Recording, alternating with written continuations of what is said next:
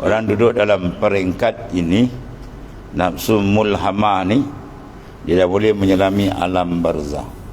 Ilham dibuka Tuhan, dan di zikir terbuka, alam kubur pun dia nampak satu-satu. Tuan bukakan mata dalam dia tadi tu.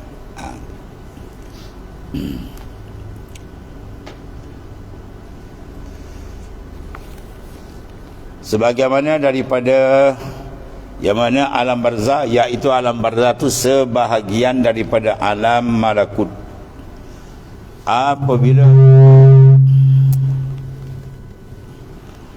Apabila seorang itu terbuka basirah,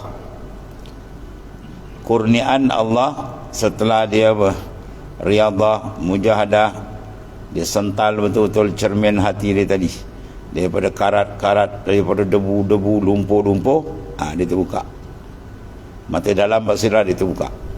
Nanti dia nampak alam barzah tu, alam macam-macam.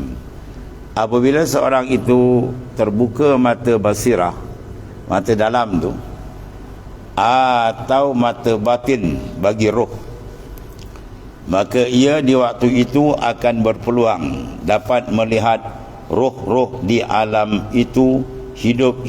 Nampak tu? Ya, sebab roh dia tak ada mati. Mana roh ada mati? Yang mati jasad ni. Roh dipindah ya, satu alam ke satu alam.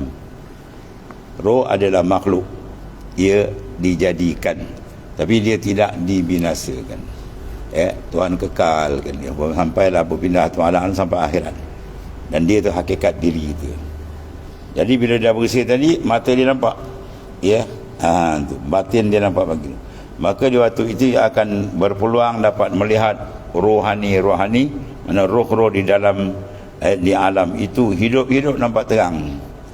Ini bukan makna alam misal kan. Nampak terus muka.